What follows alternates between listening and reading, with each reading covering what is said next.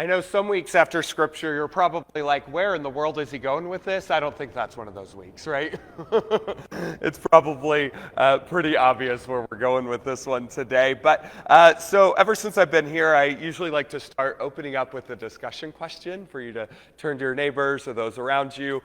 Today's discussion question is, who was the last person who really showed up for you, and what difference does that make? If you don't have the answer to that, stand up and walk directly to me. But turn to each other and discuss this question. Any good answers from your neighbors? I know I was talking to Miss Michelle during the passing of the peace. She's doing a lot of showing up lately, right? Just showing up for her mom. Yep. Yep. I've been hearing a lot of stories about all the showing up that Laura Dean and Corey have done throughout the years for people. I've heard a lot of stories about that lately. Any other good ones? So I remember a few years ago, I went through like a very rough patch. So I had just lost the job that I had basically bet my whole future on. I'd given up everything to pursue this call to ministry, but I was just a little too gay for that church.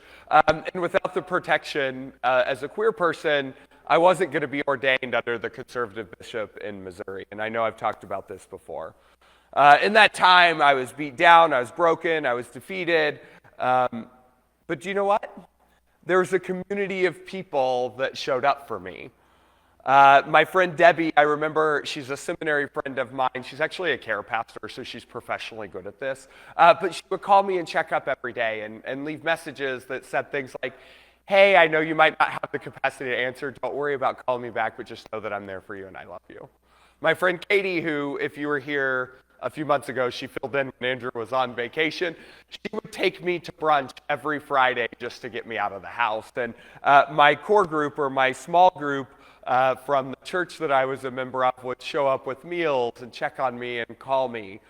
My community literally carried me through what could have been the darkest season of my life, carried me through that season so I could make it to the next season, which has been fruitful and full.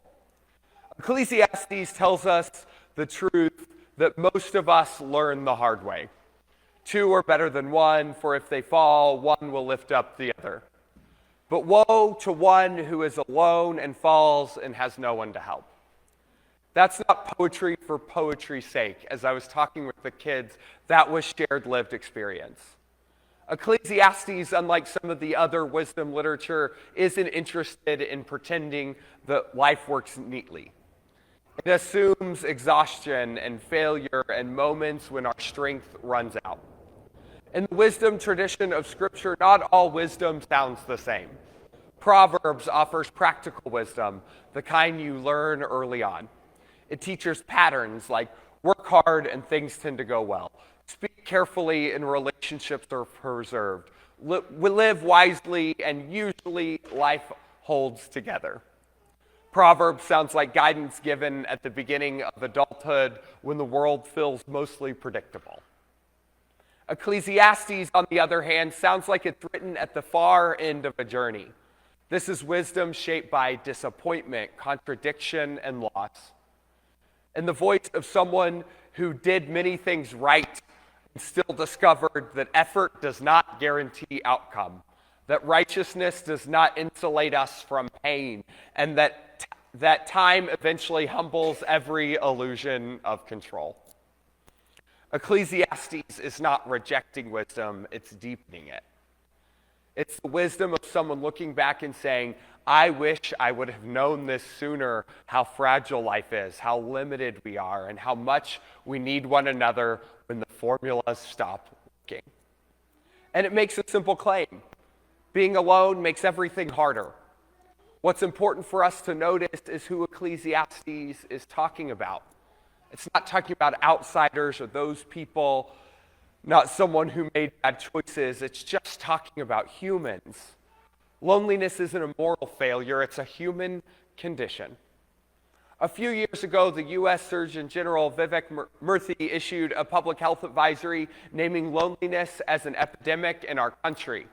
He warned that chronic isolation carries the same health risks as smoking or obesity, raising rates of heart disease, depression, anxiety, and early death. What made the warning so striking was this: loneliness isn't confined to any age, any income level, any race, any personality type.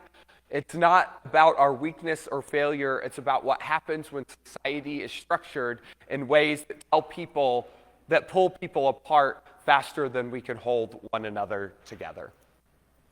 And here's where this matters for us as a church.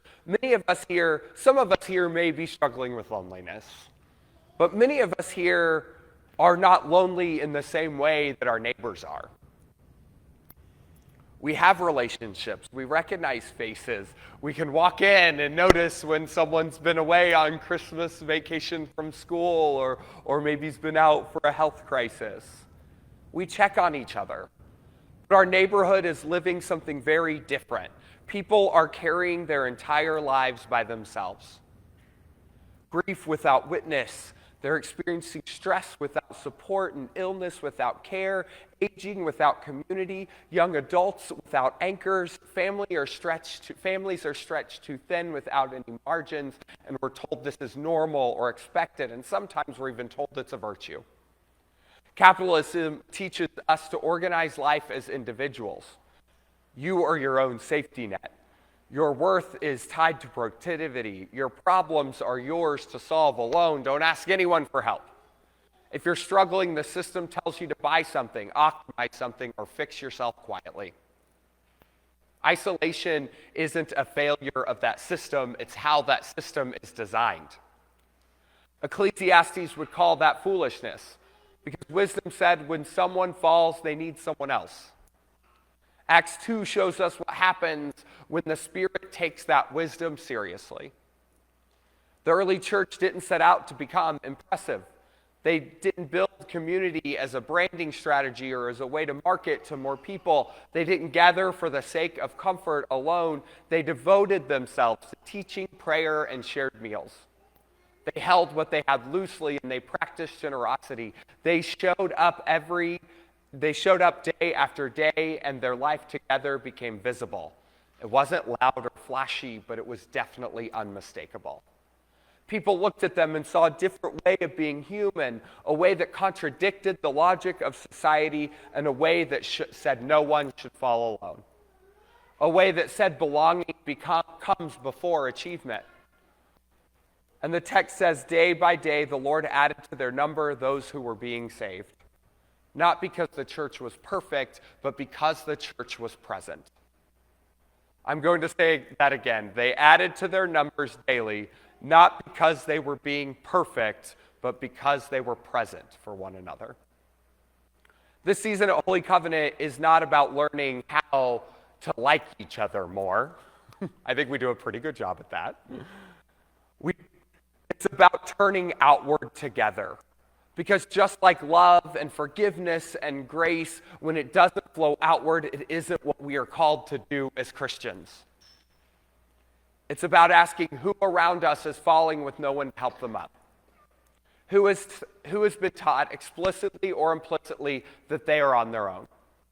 Who has been isolated by work schedules, economic pressures, grief, aging, shame, or fear. Who doesn't need another institution but needs a place where someone notices them when they're missing.